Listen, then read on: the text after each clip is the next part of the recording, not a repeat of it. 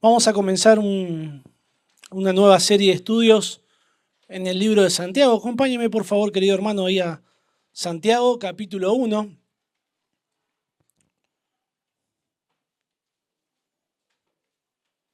Aunque en el día de hoy vamos a dedicarnos a estudiar solamente el versículo 1 al 3, nosotros vamos a ver que desde el versículo 1 al versículo 11 hay un mismo tema, hay un tema que está unificando toda esta sección, es una sección.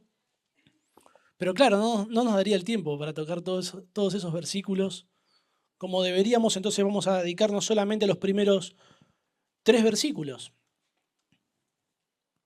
La experiencia en este mundo nos muestra que el sufrimiento es moneda corriente. Todos los seres humanos, todos, absolutamente todos, van a sufrir. Aunque sean creyentes o no sean creyentes.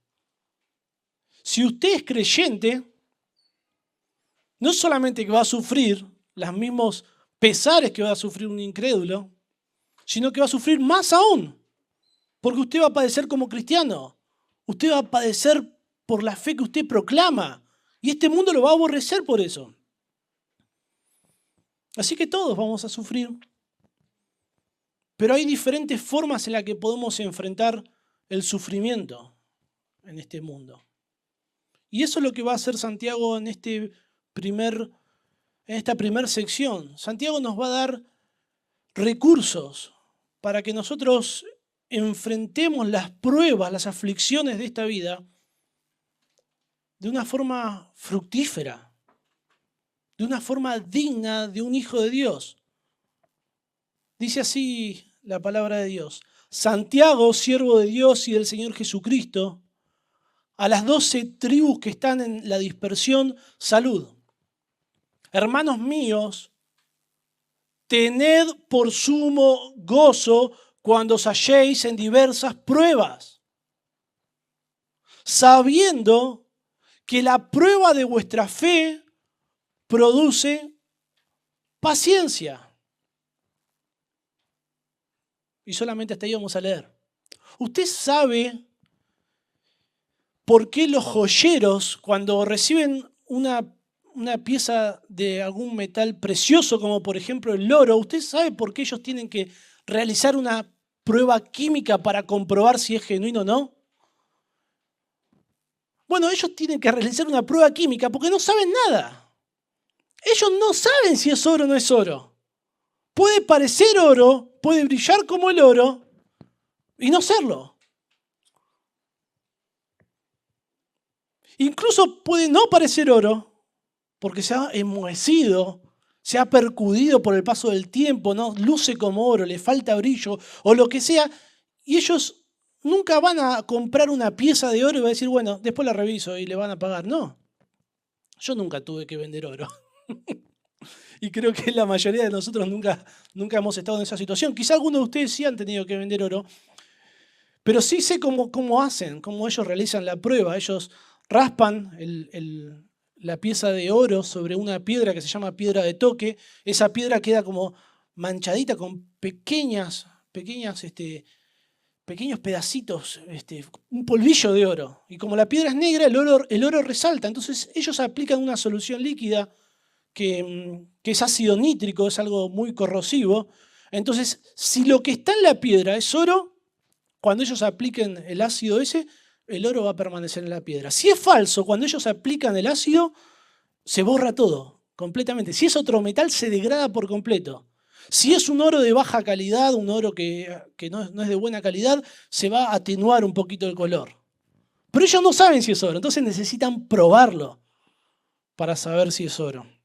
Bueno, en la antigüedad el oro no se probaba de esta manera, no se probaba por medio de esta reacción química, sino que lo que se hacía era fundirlo, era calentarlo hasta que se funda, hasta que se haga líquido. Entonces el oro, al ser el metal más pesado, descendía para abajo y a la superficie salía todo lo que no servía, todo lo que eran aleaciones. Entonces ellos necesitaban, los joyeros necesitaban, o las personas que compraban oro, tienen que realizar pruebas porque si no, no saben si es auténtico o si no es auténtico. Ahora, cuando Dios nos prueba, es totalmente diferente. Dios no necesita probarnos para saber si somos o no somos auténticos.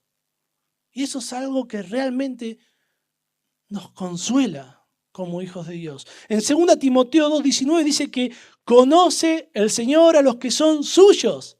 Él sabe quiénes son sus hijos. No necesita realizar ninguna prueba para saber si realmente son sus hijos. Él los conoce. El buen pastor conoce a sus ovejas. Incluso las llama por nombre. El Señor sabe quiénes son los suyos, sabe que somos sus hijos.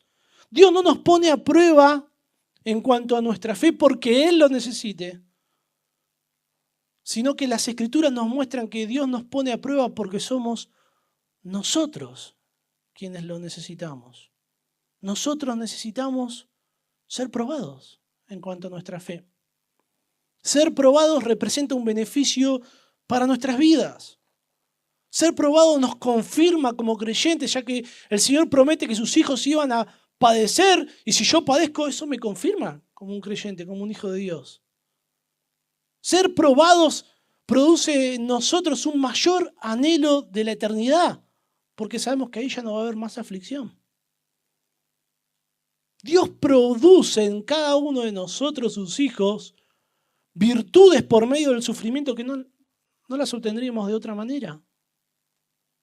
Somos beneficiados. Somos bendecidos por medio de la prueba de una forma que no lo comprendemos a veces. Usted sabe que las pruebas por sí mismas no son productivas. O sea, no hay nada productivo en vivir, por ejemplo, toda una vida con una gran enfermedad. No hay nada de productivo en eso. No hay nada de productivo si usted tiene un vecino que le pone todo el día la música a todo lo que da. No hay nada productivo si usted está teniendo problemas económicos. Y no porque usted no esté trabajando, porque usted no se esté encargando, sino porque Dios le está haciendo pasar por esa situación. No hay virtud, no hay productividad en eso mismo.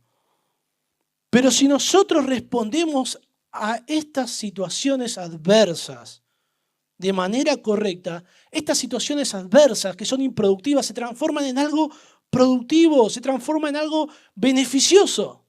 Y es en eso en lo que se concentra Santiago. Santiago nos va a dar recursos para que los creyentes atravesemos las pruebas con sabiduría. Comienza el versículo 1 hablando de Santiago, siervo de Dios. ¿Y quién es este Santiago? Se presenta como el escritor, el autor humano en la carta. El nombre Santiago corresponde al nombre hebreo de Jacobo. De los Jacobos que se mencionan en el Nuevo Testamento, solo 2 fueron considerados con la autoridad como para ser autores de esta carta. Uno de ellos es Jacobo, el hijo de Zebedeo, hermano de Juan. Nosotros conocemos ahí en Hechos capítulo 12:2 que él fue martirizado, por lo cual no hay ninguna posibilidad de que él haya sido el autor de esta carta. Y el otro Jacobo es el hermano de Jesús, el medio hermano de Jesús. Y él es reconocido como el autor de esta carta, no solamente por las evidencias internas, sino por la historia misma. Históricamente fue reconocido como el autor de la carta. Aunque Santiago, el medio hermano de Jesús, él no creyó en Jesús en un principio, con el tiempo se convirtió al Señor. Tal fue su devoción, tal fue su piedad por el Señor Jesucristo, que en Hechos capítulo 15 nosotros lo encontramos siendo el pastor en la iglesia de Jerusalén, lo encontramos presidiendo el concilio y tomando decisiones al respecto sobre el tema que se trató en aquel momento. La vida de Santiago no fue una vida fácil, una vida sencilla como pastor en Jerusalén. Él sufría y sufrió por causa del Señor. En el año 62 después de Cristo se atribuye su martirio. Sin embargo, cuando él se presenta en esta carta, él no dice, bueno, soy yo, el hermano del Señor, el pastor de la iglesia de Jerusalén, sino que él se presenta a sí mismo de una forma totalmente diferente. Dice que Él es un siervo de Dios y del Señor Jesucristo. La palabra siervo significa que Él es un esclavo. Él no reclama para sí en este saludo ningún grado de importancia, ningún grado de autoridad, probablemente porque Santiago era un hombre humilde. Otra de las cuestiones por las cuales no se presenta por medio de su credencial de autoridad como pastor en la iglesia de Jerusalén es que no necesitaba hacerlo. Los que iban a recibir esta carta sabían quién era él y sabían la autoridad que él poseía. Y él se dirige a las 12 tribus que estaban en la dispersión. Es curioso, porque este es el título para describir a los judíos, es el título técnico para describir a la nación de Israel. Y esto nos habla de que esta carta fue escrita en una fecha muy, muy temprana. Ustedes saben que la iglesia en sus comienzos estaba compuesta mayoritariamente por judíos que se habían convertido. En el capítulo 2, versículo 1, Santiago dice, porque si en vuestra congregación, ahí la palabra congregación es la palabra griega sinagoga. En el punto que esta carta se escribe, los judíos que se convirtieron al Señor seguían reuniéndose en las sinagogas, todavía no habían sido expulsados de las sinagogas. Esto hace que esta carta sea una de las cartas quizá más tempranas que fueron escritas. Y los describe estas 12 tribus en la dispersión. Este es un término técnico para referirse a la diáspora, es un término técnico para hablar de aquellos judíos que estaban esparcidos por todo el mundo conocido. Usted sabe, a lo largo de la historia bíblica, cada vez que Jerusalén fue conquistado, lo que hacía era enviar judíos a todas las naciones, a todas las partes. Otros judíos se habían trasladado voluntariamente a otras partes del mundo por motivos de negocios o por otras razones. Ya en la época del Nuevo Testamento, en Hechos capítulo 2, versículo 5, en el día de Pentecostés dice lo siguiente: moraban entonces en Jerusalén judíos, varones piadosos, de todas las naciones bajo el cielo. El historiador Flavio Josefo menciona que había más judíos en el mundo conocido que en mismo Jerusalén. Y esto no es algo que nos debería sorprender mucho, pasa con muchas nacionalidades. Usted sabe que los uruguayos creo que son 3 millones, 3 millones y medio. Y algunos dicen que el mayor producto de exportación de Uruguay son uruguayos, porque hay uruguayos por todas partes del mundo. Lo mismo sucede con los italianos.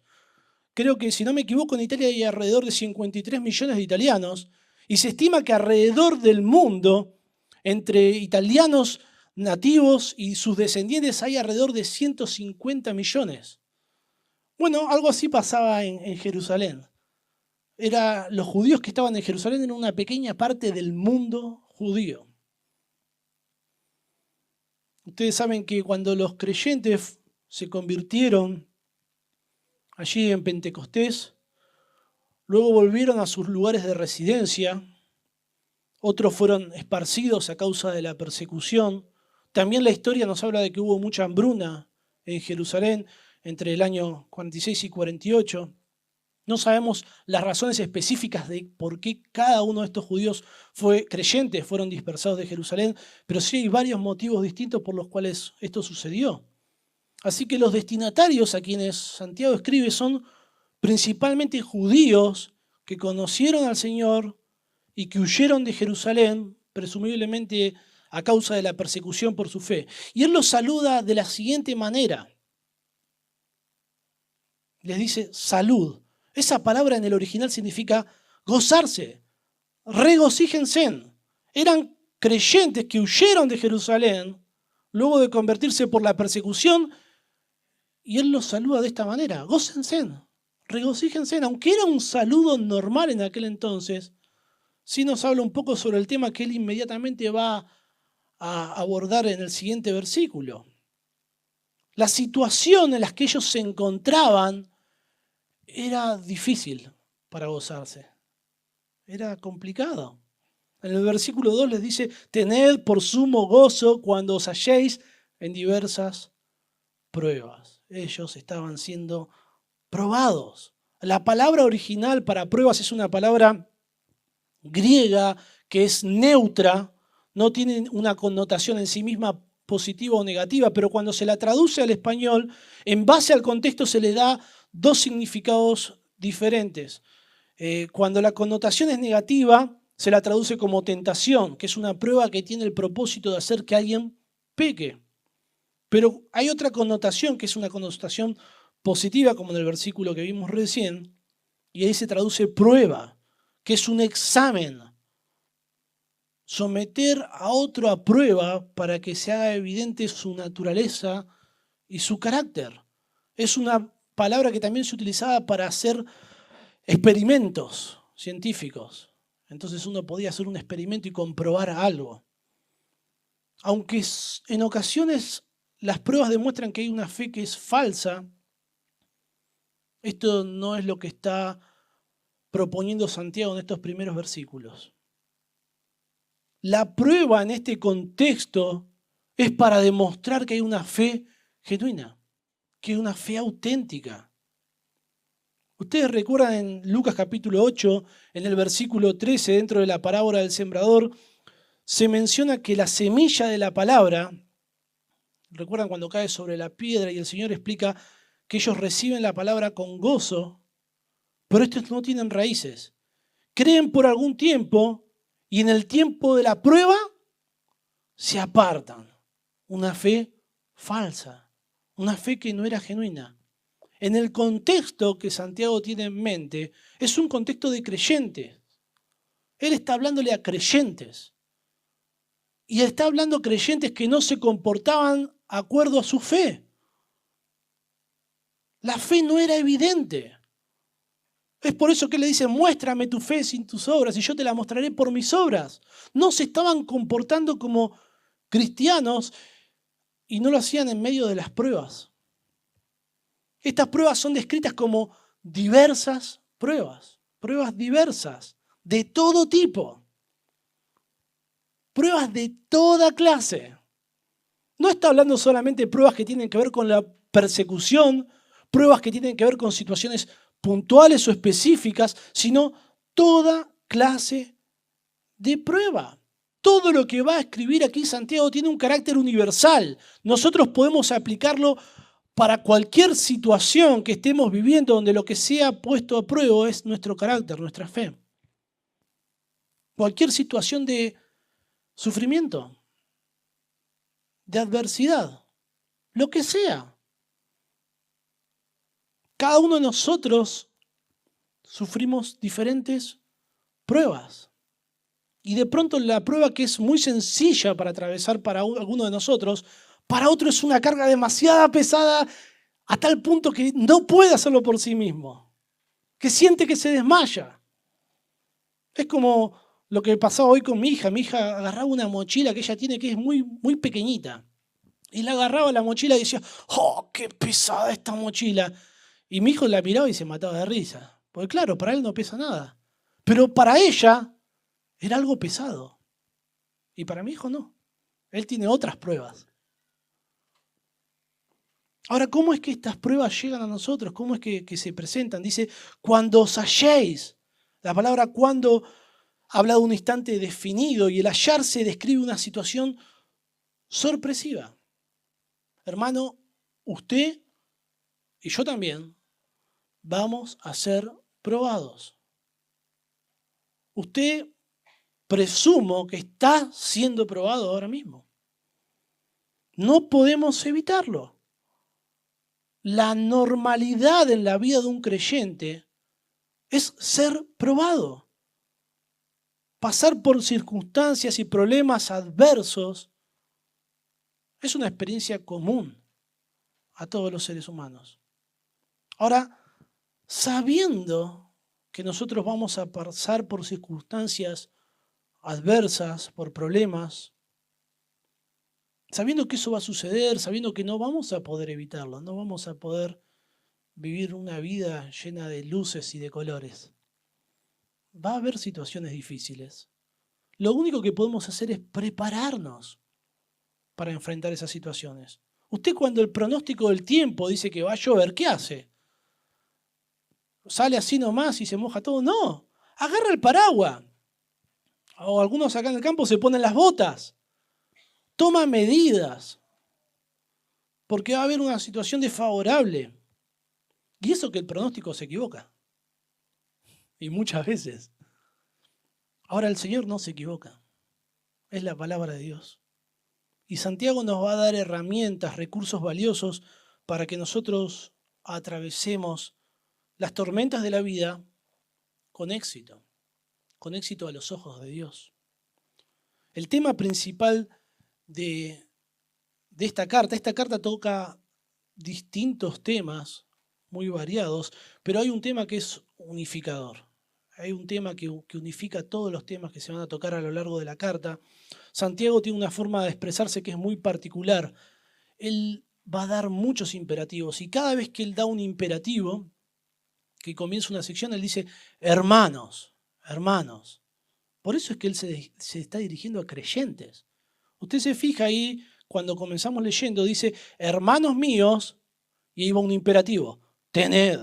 El capítulo 1, versículo 16 dice, amados hermanos míos, no os engañéis. Capítulo 2, versículo 1, hermanos míos, no tengáis. Versículo 5, hermanos míos, escuchad. Y así lo hace durante 12 veces más. Es parte del estilo de Santiago para escribir. Pero en ciertas ocasiones, Santiago realiza preguntas retóricas. Y siempre estas preguntas están dentro de temas que él ya viene tratando, dentro de temas que él ya viene mencionando. Pero en el capítulo 3, del versículo 13 al 17, sucede algo que es muy particular en toda la carta. Sucede algo que si nosotros estamos leyendo toda la carta, salta y nos llama la atención. No habla de manera plural. Y él dice, ¿quién es sabio y entendido entre vosotros? Que muestre por su buena conducta sus obras en mansedumbre. Santiago rompe con su estructura para llamarnos la atención. Y hace una lista larga, sin uniones, sin conjunciones. Y es interesante que todas las palabras que hay en este pasaje, en el capítulo 3 del 13 al 17, son palabras que se repiten a lo largo de toda la carta. Hay una conexión lingüística. Este pasaje representa el clímax del libro. Santiago menciona que hay dos formas como tema general en las que nosotros nos podemos conducir. Nos podemos conducir con la sabiduría de este mundo, que es llamada terrenal, animal, diabólica, o nos podemos conducir con la sabiduría de lo alto, que es pura, pacífica, amable, benigna, llena de misericordia y de buenos frutos. Los creyentes a quienes Santiago se dirige no se estaban conduciendo con la sabiduría de lo alto. Se estaban conduciendo conforme a la sabiduría de este mundo, a tal punto que él les hace una muy fuerte reprensión. Les dice, oh almas adúlteras, ¿no sabéis que la amistad con el mundo es enemistad contra Dios? En los términos modernos, o en los términos que nosotros mencionamos en el lenguaje evangélico, ellos estaban siendo mundanos en su forma de vivir. Cuando eran confrontados por la palabra de Dios se enojaban, no prestaban atención a la Escritura, eran oidores olvidadizos. Sin embargo, se creían que eran religiosos. Cuando entraba un rico, lo hacían sentarse adelante del todo. Cuando venía un pobre, lo dejaban allá parado en el fondo. Discriminaban a las personas por la cantidad de dinero que tenían, como un mundano. Decían que eran cristianos, pero sus hechos no lo demostraban. Con sus palabras dañaban a otros, murmuraban, peleaban, juzgaban. Se comportaban como si fueran incrédulos. Y esto es interesante, porque Santiago se dirige a este grupo de personas, a este grupo de creyentes, porque eran sus hermanos en Cristo, que no estaban demostrando su fe por su conducta. Y Santiago no les dice, ustedes no son creyentes, váyanse de la iglesia, salgan de aquí. Él tiene una preocupación pastoral por ellos. Hay 108 versículos en el libro de Santiago. De esos 108 versículos, 62 verbos son imperativos. usted va a encontrar 62 órdenes. Lo que hace Santiago es darles órdenes a los creyentes sobre cómo deberían comportarse. Parecemos niños, somos niños, los creyentes, somos como niños. Necesitamos que se nos den órdenes cuando estamos desobedeciendo, cuando no estamos comportándonos como deberíamos. Presumiblemente en el pasaje que vamos a hablar ahora en cuanto a las pruebas, cuando habían circunstancias de adversidad, ellos no las enfrentaban como lo haría un creyente y las enfrentaban como lo haría un incrédulo. ¿Qué provecho puede encontrar un incrédulo en las aflicciones de este mundo? Ninguno. ¿Qué hace un incrédulo ante la adversidad? ¿Qué es lo que hace? No va a encontrar ningún propósito. Se queja, se enoja, se amarga, tiene miedo porque no sabe qué va a suceder, porque su vida no tiene ninguna dirección y no reconoce que hay un Dios soberano que está gobernando todas las situaciones. Y hacen otras cosas que no las podemos mencionar. Bueno, probablemente ellos estaban reaccionando ante las aflicciones de esta manera. Dios no prueba a los incrédulos. No lo hace, porque no hay fe que evidenciar. Pero sí Dios prueba a los suyos. Es interesante que en toda la carta no hay menciones al Evangelio. Y se refiere a sus destinatarios como sus hermanos. Los describe como personas que tenían fe, que estaban siendo probados. Y en su forma de escribir, Santiago presume que ellos finalmente atravesarían las dificultades de manera fructífera. Santiago presume que como ellos son creyentes, van a reaccionar de forma adecuada ante la palabra de Dios. Es interesante porque nosotros pensamos, el mundo evangélico piensa que alguien es mundano por la música que escucha, por la ropa que utiliza. Pensamos que alguien es mundano por lo que come, por lo que mira, por lo que toca. Pero Santiago va al corazón del problema. Va al corazón de sus destinatarios. Y Santiago nos muestra que alguien es mundano por cómo reacciona frente a las adversidades. Si cuando se presentan problemas, adversidades, enfermedades, usted se amarga, usted se enoja, usted le agarra miedo, usted se queja contra Dios, usted está siendo mundano. Usted se está comportando de una forma mundana.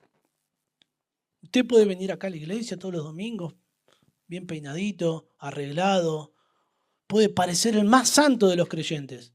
Pero si cuando viene la adversidad usted no reacciona de la manera correcta, no reacciona como un creyente, la Biblia enseña que usted está siendo mundano en su forma de vivir. Nosotros vamos a ver en la sección desde el versículo 2 al versículo 11, solamente vamos a tocar hasta el versículo 3, que debemos atravesar las pruebas como creyentes, no como mundanos. ¿Y cómo atraviesan las pruebas los creyentes? En primer lugar, los creyentes tenemos el deber, hermano.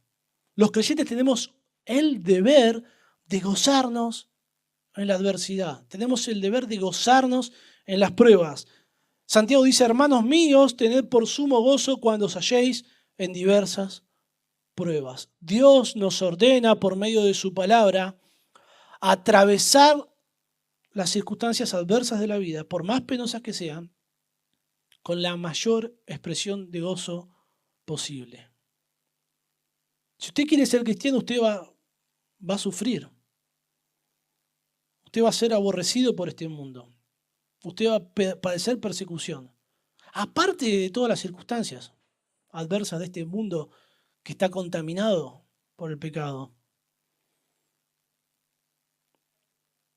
Algunos proclaman el cristianismo bajo el famoso lema, pare de sufrir. Eso es mentira, es diabólico, es falso.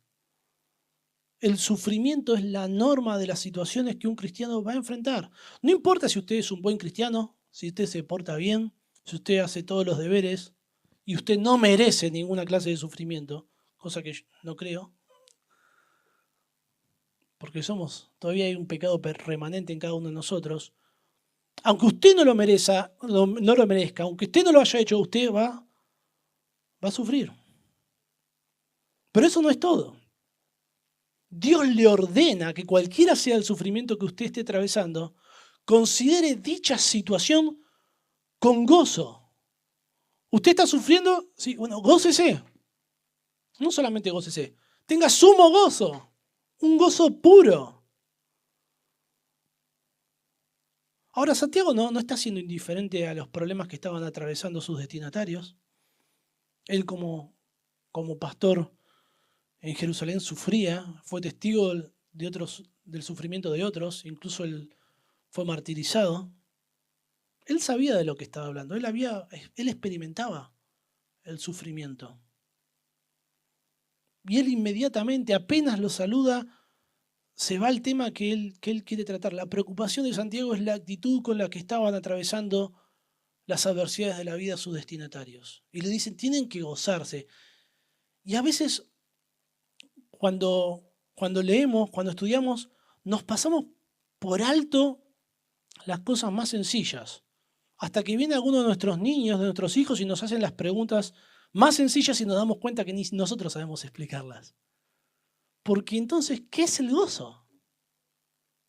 ¿Qué es el gozo? El gran problema que tenemos para entender el gozo es que lo comparamos con nuestro concepto cultural de la felicidad. Por eso pensamos en el gozo netamente o solamente como un sentimiento espontáneo, como un sentimiento involuntario, que es producto de cuando las cosas no salen como queremos, ¿no? ¿O no es así? Usted se pone contento, le sale algo bien, pinta una pared, le quedó barro, la mira y sonríe. Y dice, esta es mi obra, qué bueno que soy. O cualquier otra cosa. Y usted se pone feliz, o usted está anhelando tener algo, lo tiene y tiene felicidad. Es su cumpleaños y usted está anhelando que le hagan el desayuno, le hacen el desayuno y usted se pone contento. Y a veces pensamos que eso tiene que ver con el gozo, pero la Biblia, cuando habla del gozo, no habla en esos términos. Por ejemplo, la Biblia enseña que nosotros debemos estar gozosos, ¿cuándo? ¿Cuándo? Siempre. Siempre. Usted no puede estar todo el tiempo feliz. La gente lo va a odiar si usted entra con una sonrisa a todos los lugares. Usted no puede, por ejemplo, ir a un velorio con una sonrisa oreja a oreja. Lo van a echar. Bueno, es interesante que las Escrituras nos dicen que nosotros debemos estar gozosos siempre, pero cuando las Escrituras describen al Señor Jesucristo, el Hijo de Dios perfecto, lo describe en Isaías 53:3 como un varón de dolores y experimentado en quebranto. Nos dice que debemos estar gozosos siempre, pero Eclesiastés dice que es mejor ir a una casa de luto que ir a una casa de banquete. Debemos estar gozosos siempre, pero debemos llorar con los que lloran. Bueno, ¿cómo podemos estar gozosos siempre y al mismo tiempo llorar con los que lloran? Bueno, evidentemente el gozo no puede ser felicidad en el sentido que nosotros lo entendemos en nuestra cultura. Sería ser totalmente apático con las situaciones que otros están enfrentando. El gozo bíblico no es una emoción involuntaria, ya que Dios nos manda a gozarnos. No es consecuencia de anhelos cumplidos, de situaciones externas, ya que Dios nos manda a gozarnos en las pruebas, en los momentos que nosotros no anhelamos atravesar. No es solamente un estado del alma, ya que Dios nos manda a considerar las situaciones adversas como motivo de gozo. No solamente Dios nos manda a gozarnos, sino que nos manda a considerar las situaciones adversas como un motivo para gozarnos. De esto podemos comprender que podemos gozarnos en las pruebas, no porque lo que estamos atravesando sea algo placentero, sino porque entendemos y conocemos que lo que estamos atravesando tiene un propósito, que hay una esperanza. Podemos tener gozos en circunstancias adversas solo cuando entendemos que Dios soberanamente está controlando todas las situaciones y que hay un fin beneficioso para nuestra vida espiritual por medio del sufrimiento. Y si aún esa situación adversa puede ser una enfermedad que termine con nuestra vida, podemos tener gozo porque sabemos que vamos a tener una eternidad en los cielos donde no va a haber más sufrimiento. Hay una esperanza. ¿Saben qué? Cuando me tuvieron que operar de la vesícula, yo los canso, hermano. Yo sufrí un montón. Yo no quería saber nada con operarme. Yo veo una aguja y me desmayo más o menos, hermano. Así que imagínense. Pero después de estar varios meses sin poder comer absolutamente nada, quería operarme. Porque anhelaba comer. Anhelaba disfrutar de los sabores, de los aromas. Ya estaba cansado de comer arroz y pollo. Sabía que iba a pasar por una situación que no era muy linda, que no era muy agradable, pero había una esperanza que me alimentaba para darme coraje para atravesar esa situación. Bueno, el gozo bíblico en la adversidad solamente es posible cuando se alimenta de la esperanza futura.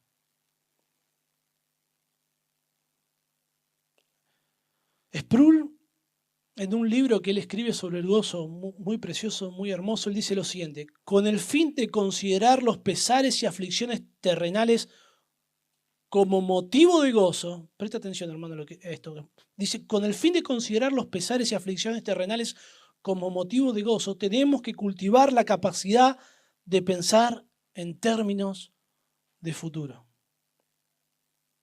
El Señor Jesucristo dice, por ejemplo, en Mateo capítulo 5, versículo 4, bienaventurados los que lloran. Se podría pensar en esto como gozosos los que lloran. Suena contradictorio, ¿no? Pero el versículo continúa, dice, pues ellos serán consolados.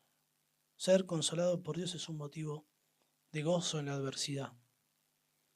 El gozo bíblico está relacionado con la esperanza futura. Cada vez que se menciona en las Escrituras la idea de la bienaventuranza, del gozo, de la gloria, del regocijo, siempre está relacionado con la esperanza de que nada de lo que sucede en esta vida es un sinsentido. Podemos estar gozosos en la peor de las circunstancias porque sabemos que a los que aman a Dios todas las cosas les ayudan a bien.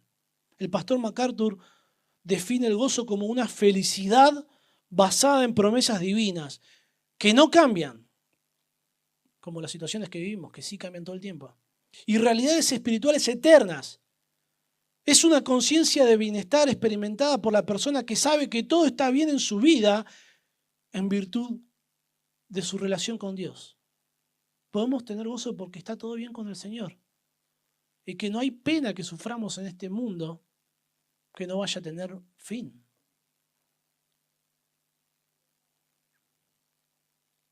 El punto en el que nos enfocamos aquí es que el gozo no es una opción, es una orden. Dios nos manda. La palabra tened es un imperativo y el tiempo verbal sugiere que es una acción que se debe hacer de manera inmediata. Es algo que se debe hacer con prontitud. Usted está en una situación adversa, lo primero que debe hacer es considerar esa situación como un motivo de gozo. ¿Por qué Dios nos manda a tener gozo en las circunstancias adversas?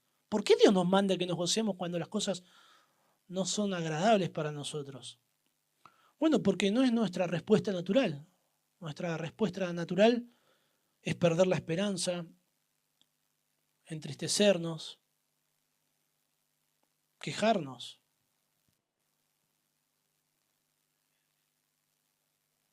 Quejarnos con Dios.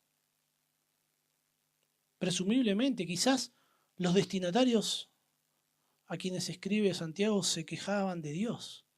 Por eso en el versículo 12 dice, bienaventurado el varón que soporta la prueba, la tentación, porque cuando haya resistido la prueba recibirá la corona de vida que Dios ha prometido a los que le aman. Dice, cuando alguno es tentado, no digas que es tentado de parte de Dios. Ellos se sentían tentados en medio de las dificultades y le echaban la culpa a Dios. Dios no es responsable de que en medio de la prueba nosotros seamos tentados a pecar. Si la orden de Dios es gozarnos en las dificultades, podríamos ser tentados a no hacerlo. Y eso es un pecado, es una desobediencia a un mandato divino. Gozarnos en los términos que está presentado hasta este punto es nuestra responsabilidad. Este verbo, tener gozo, está en voz media. La idea es que nosotros nos beneficiamos de estar gozosos en las pruebas. Que el verbo esté en voz media significa que el sujeto que realiza la acción, además de realizar la acción, participa de los resultados. Significa que tener gozo es un beneficio para nosotros. Nosotros nos gozamos, pero esa acción se realiza sobre nosotros mismos. Nosotros disfrutamos del gozo. ¿Cuál es la virtud, hermano, en atravesar las circunstancias adversas de la vida sin esperanza? ¿Qué virtud hay en eso? Sin gozo. No hay ninguna virtud en eso.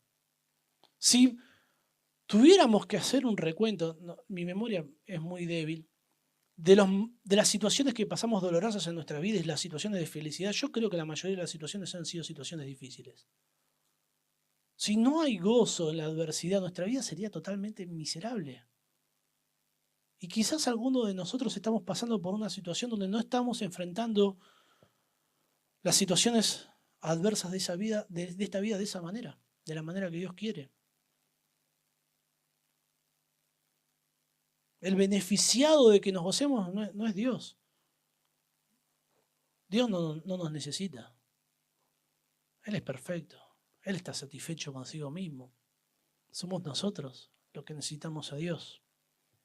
El gozo es un acto de nuestra voluntad. Que Dios lo demande, que Dios lo ordene, no es un dato menor. No tiene que ver tanto con cómo nos sentimos. En 1 de Pedro, capítulo 4, Pedro escribe en un contexto de persecución extrema. Los destinatarios de Pedro la estaban pasando muy mal. Se habla de un fuego de prueba. Y en medio de esas circunstancias, él les da un mandato, les dice, gozaos. Gozaos. Es una orden. ¿Cómo hacerlo? Parece imposible, ¿no? Sin embargo, las Escrituras enseñan que los creyentes estamos capacitados por Dios para gozarnos en la adversidad. Presumo que si no, por nosotros mismos sería imposible hacerlo. Dios nos da la capacidad de gozarnos por medio de la obra de su Espíritu en nosotros. El fruto del Espíritu es amor. ¿Y qué dice después? Gozo. La Biblia enseña que el Espíritu Santo obra en el creyente por medio de su palabra y manifiesta gozo. Usted no puede tener gozo si usted no tiene el Espíritu de Dios. Usted no puede tener gozo si usted no está en comunión con Dios. Usted no puede tener gozo si usted no está en contacto con la palabra de Dios. En 1 Tesalonicenses capítulo 1, versículo 6, dice, y vosotros vinisteis a ser imitadores de nosotros y del Señor, recibiendo la palabra en medio de gran tribulación, con gozo. Recibir la palabra para un creyente es un motivo de gozo, porque es en la palabra de Dios que tenemos certeza de nuestro destino futuro por sus promesas. Es la palabra de Dios la que nos provee de esperanza, de fortaleza.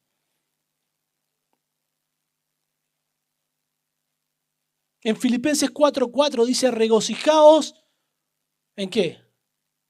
En el Señor siempre. La fuente del gozo del creyente es Dios. Es su palabra y va a permanecer para siempre.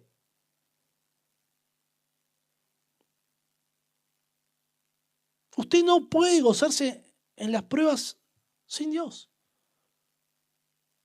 sin el Espíritu Santo obrando en su vida, sin las promesas de la palabra de Dios. No puede, no hay forma.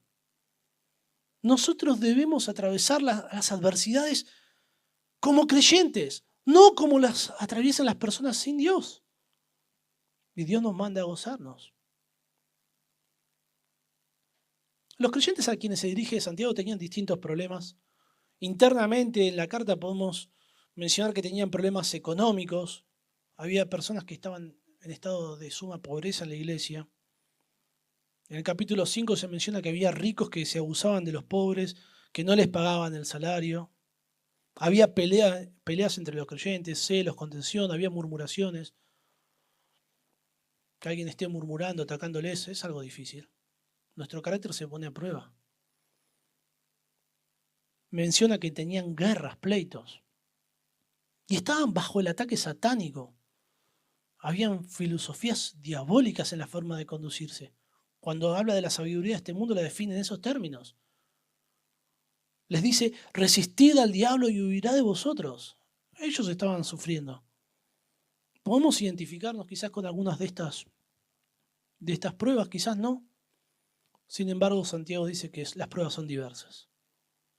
Sea lo que sea que usted está atravesando, usted no puede decir, yo estoy atravesando por algo en lo que no puedo gozarme, no hay manera. ¿No? Un mundano en el contexto de Santiago es alguien que no se comporta como un creyente.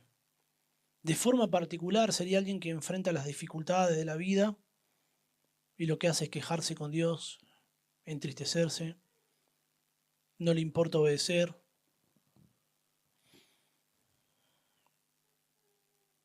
Usted puede parecer muy espiritual, pero si usted se queja en la adversidad, usted se está comportando como un mundano. Atravesar las pruebas como un creyente demanda gozo. Yo he tenido momentos en mi vida donde he atravesado las circunstancias adversas de la vida de una forma que no me enorgullece. De una forma miserable, con una tristeza extrema. Y quizás esa está siendo su situación hoy en día. Cuando usted atraviesa la adversidad sin gozo, la vida es miserable. No hay sentido. Usted afecta su vida, afecta su testimonio. Su esposa, sus hijos sufren un montón, no entienden qué es lo que pasa. Afecta a otros creyentes. Lo mejor, el mayor provecho para nosotros en medio de las circunstancias adversas es gozarnos. Y Dios nos manda el bien para nosotros. Nos manda algo que es beneficioso para nosotros. Y Dios nos manda a hacerlo. Es un mandato. No puede haber un concepto de un creyente que no se goza. Los creyentes deberíamos ser en este mundo los que más gozo tenemos, porque tenemos una esperanza eterna.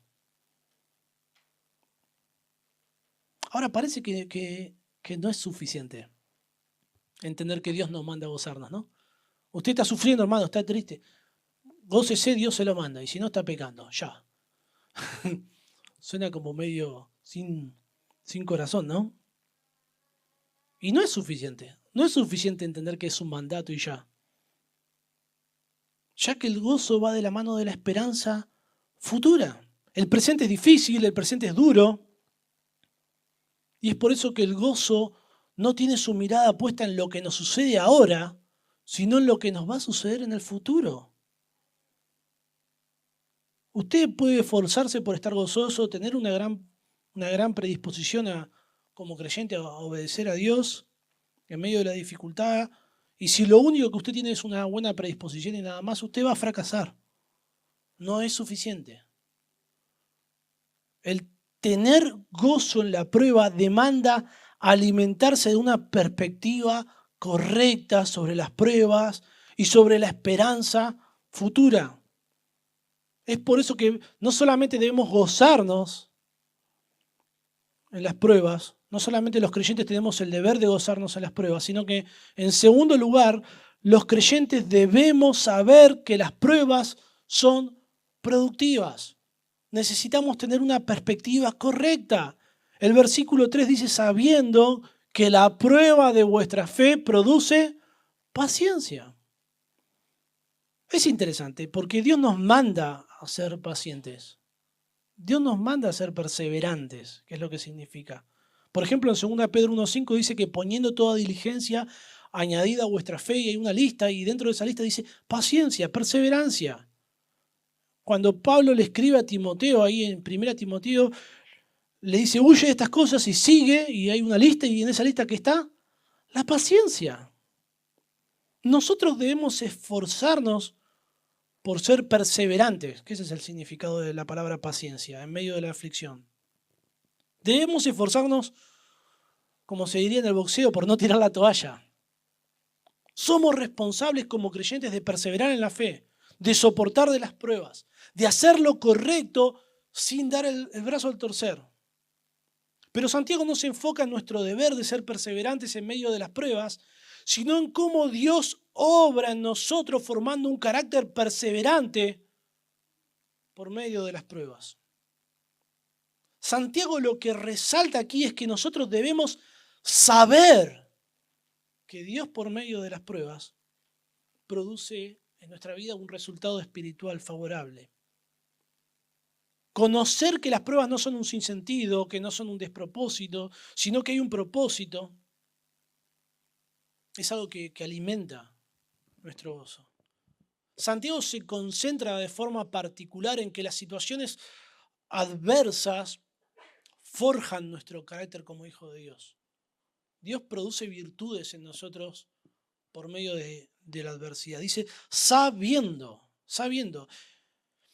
Describe una acción continua. Esta palabra funciona como un adverbio en español. Un adverbio es un adjetivo, un verbo que describe una acción.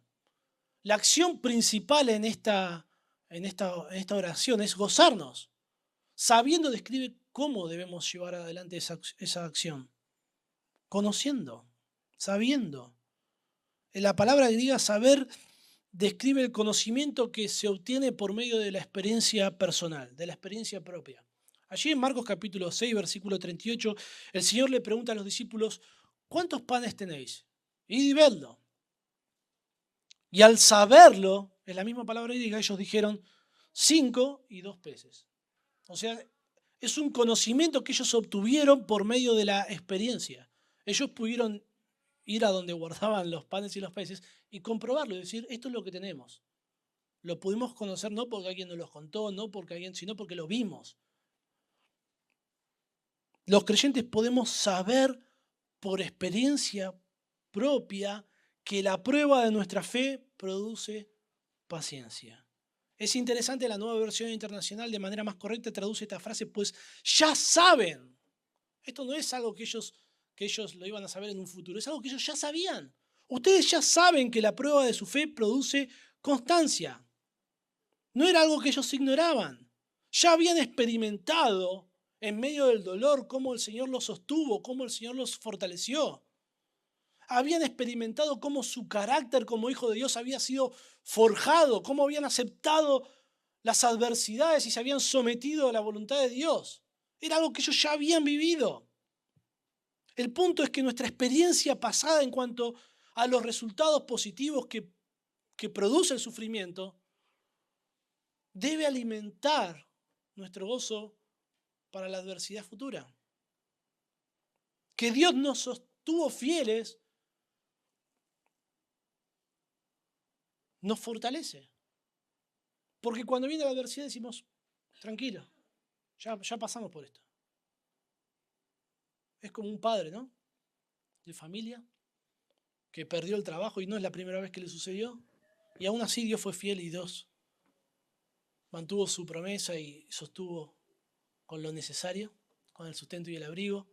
Y la familia se puede como desesperar y dice, tranquilo hijo, ya pasamos esto y Dios fue fiel. No nos faltó nada. Se da cuenta cómo las dificultades forjan nuestro carácter, lo fortalecen. Cuando menciona acá en el versículo 3 que dice, sabiendo que la prueba de vuestra fe, es una palabra distinta. No es la misma palabra que utiliza en el versículo 2. Y es una palabra que se concentra más en el proceso de la prueba. Se encuentra ahí en 1 Pedro capítulo 1 versículo 7 cuando dice para que sometida a prueba, es la misma palabra, vuestra fe, mucho más preciosa que el oro, sea hallada en alabanza. Usted se da cuenta que 1 Pedro tiene el mismo sentido. La fe es puesta a prueba no para ver que es falsa y que este hermano sea expulsado de la iglesia, sino que es puesta a prueba para que sea hallada en alabanza, para que salga a luz su carácter aprobado, para que sea evidente que es genuina. Dice que la prueba de nuestra fe produce paciencia. La palabra producir es un verbo, pero no es una acción que realizamos nosotros, no es algo que hacemos nosotros, sino que es algo que realiza la prueba sobre nosotros. Santiago aquí no se está enfocando en nuestro esfuerzo, sino en el resultado de la adversidad sobre nosotros. Paciencia, perseverancia, ser perseverante. ¿Quién de nosotros, como hijo de Dios, no quiere ser más fiel al Señor? No quiere ser más perseverante. ¿Quién de nosotros no quiere enfrentar las situaciones difíciles de esta vida con la entereza que Dios demanda? ¿Cuántas veces oramos a Dios? Dios, dame la gracia para hacer lo que me mandas. Estos deseos no los va a tener un incrédulo, son deseos piadosos que Dios pone en sus hijos. Y oramos y decimos, Dios, fortaleceme para que yo pueda permanecer fiel a ti, para que persevere hasta el fin. Bueno, bíblicamente la respuesta a estos deseos nuestros de agradar a Dios es la prueba. Y parece como que nos arrepintiéramos, ¿no? Dios prueba para producir esto en nosotros. La palabra paciencia significa constancia, perseverancia, resistencia. Literalmente significa permanecer debajo de una carga difícil, de algo duro de soportar y permanecer ahí debajo, constante. El mundo griego utilizaba esta misma palabra griega para hablar sobre aguantar valerosamente, aguantar con valentía. Algunos eruditos han descrito esta palabra como paciencia heroica. Es una virtud ser perseverante. Es algo bueno. Y aunque en este punto Santiago no menciona a Dios produciendo esto, porque menciona que es la prueba la que lo está haciendo en nosotros. Nosotros entendemos que Dios es soberano, nosotros entendemos que Dios está gobernando esta situación. Y casi pareciera que Santiago lo aclara en el versículo 17 cuando dice que toda buena dádiva y todo don perfecto desciende de lo alto, del Padre de las luces.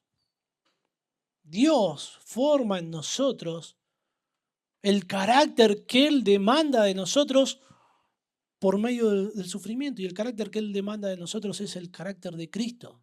Dios forma a Cristo en nosotros por medio del sufrimiento.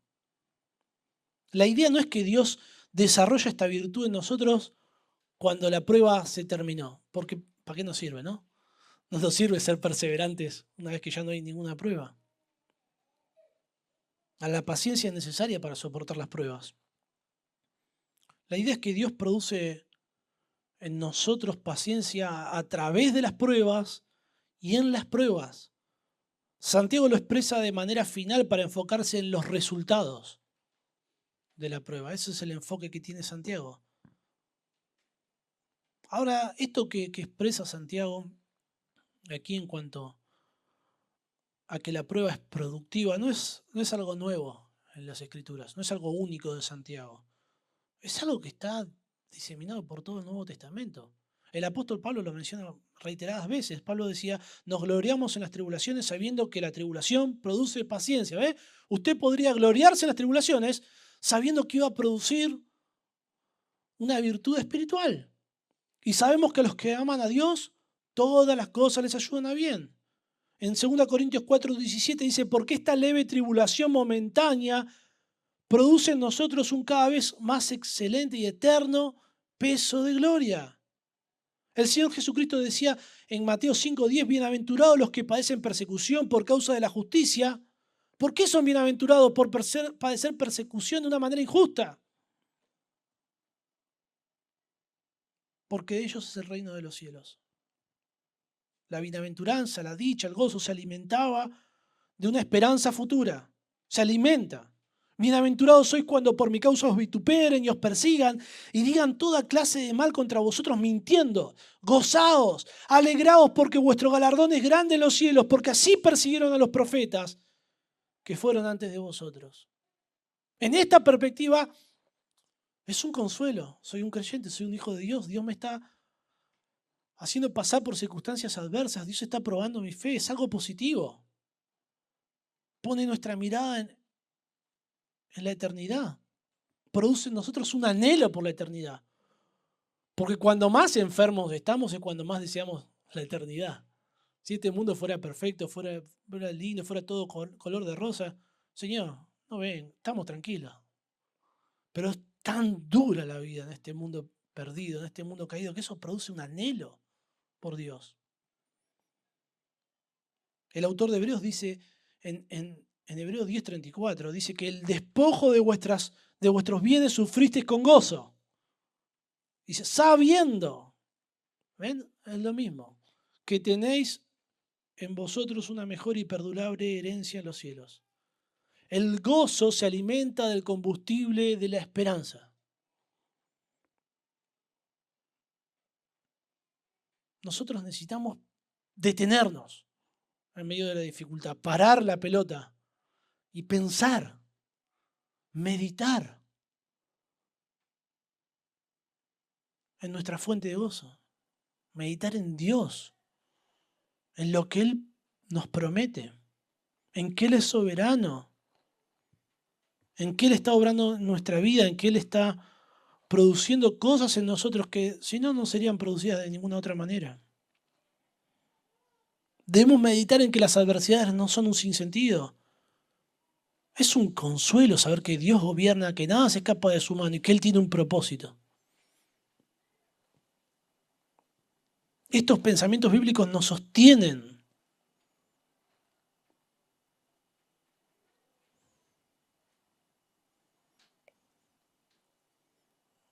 Y podemos imaginar cuán desesperante es para un incrédulo considerar los sufrimientos de este mundo, porque nosotros fuimos incrédulos. Sabemos cuán desesperante es que esta vida no tiene ningún sentido. Y como hijo de Dios, Dios nos ha dado sentido a nuestra vida, que es el de glorificarle, que es el de darle gloria a Él, que es el de servirle. Es algo que surge de los creyentes como gratitud por el amor que Él ha derramado en cada uno de nosotros. Nosotros le amamos a Él porque Él nos amó primero.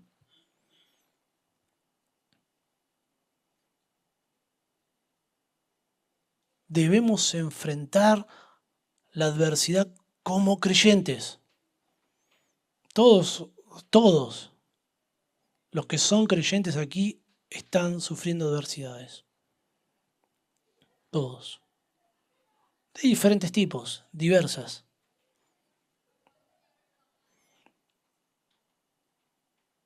Y debemos enfrentarlo como Dios quiere, como creyentes, no de una manera mundana. Entendiendo que es nuestro deber gozarnos, ¿no? No podemos andar ahí con la cara larga, lamentando o llorando en los rincones. Debe haber gozo. Es nuestro deber. No está mal, hermano, que si usted está sufriendo, alguien le diga que debe gozarse. No se ofenda. Eso es lo que hacían los destinatarios ahí. Eran oidores olvidadizos. Es lo que deberíamos hacer. Animarnos unos a otros, estimularnos, diciendo, gozate. Debemos alimentar nuestro conocimiento de las promesas de Dios. Debemos meditar en lo que sabemos que Dios promete por medio de su palabra. No solamente en las promesas eternas, que es un gran consuelo, sino en que Dios está formando el carácter de Cristo en nosotros por medio de la adversidad. Las Escrituras nos exhortan a atravesar las pruebas como creyentes, gozándonos en las pruebas y sabiendo que tienen un propósito eterno. Oremos. Señor, Padre nuestro, entiendo por tu palabra, por la comunión con los hermanos, Señor, que el sufrimiento, que la adversidad es algo común a todos mis hermanos. Señor, y entendemos el deber, la responsabilidad nuestra de atravesar estas circunstancias de una forma que te agrade, de una manera productiva, sabiendo que tú estás obrando en nosotros. Señor, permite que Que esto que entendemos en tu palabra sirva para que nos podamos ministrar a cada uno de nosotros, que nos podamos alentar, que nos podamos animar con lo que tú nos enseñas en tu palabra, Padre. Te lo rogamos en el nombre de Jesús. Amén.